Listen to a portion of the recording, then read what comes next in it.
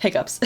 So this was originally supposed to be a vlog, but then I realized that I really don't do much, so I didn't film much, so I just turned it into a video where I talk about my New Year's resolutions and my 2019 versus 2020. And also in this video, my stutter is really bad, and I considered filming it, but then I realized that my channel is all about stuttering, so why should I hide the fact that I have a stutter, and why should I not film on my bad stuttering days? So that's what I did for the most part. I kept in the stutters and the mess ups, but I did cut like parts where I was really awkward and wasn't saying anything. So yeah,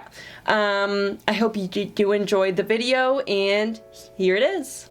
So I wanted to talk about the end of the year and the start of a new one. I feel like there are so many expectations when it comes to a new year, but I wanted to talk about that and hopefully ease some of your stress. I feel like when people are doing a roundup of their last year, they tend to focus on the struggles.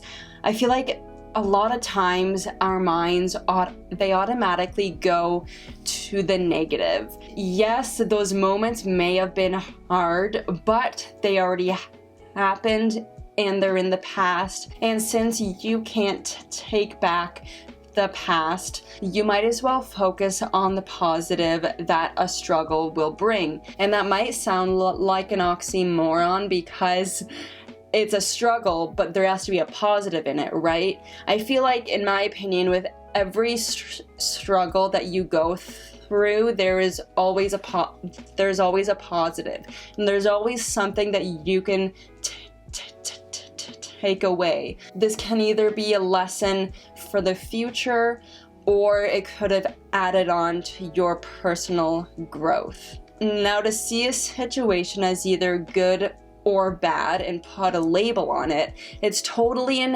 how we perceive it. So if we constantly see situations as bad, then we'll constantly be in the mindset that this is a negative thing.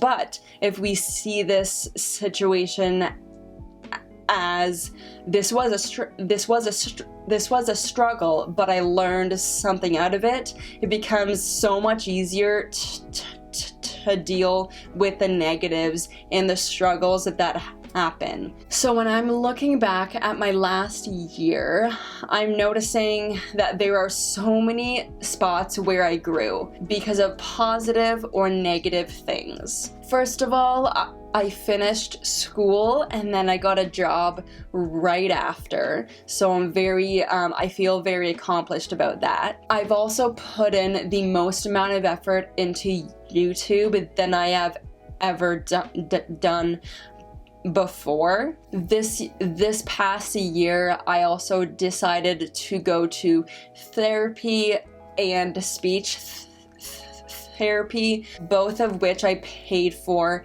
by myself. I also went for an interview with the school board, which was definitely a scary experience, and even though I stuttered a lot and the interview didn't go well, I'm very proud of myself for doing it, and I learned a lesson about what to do in the next interview if there is another one. And the last thing in my 2019 roundup is that I stepped outside of my comfort zone with online dating. That was definitely a scary and intimidating experience, especially with a speech impediment, but I think I conquered it and I think it went well. Now, as for my New Year's resolutions, I don't necessarily like to make super specific ones, because then if I don't accomplish it by that exact thing,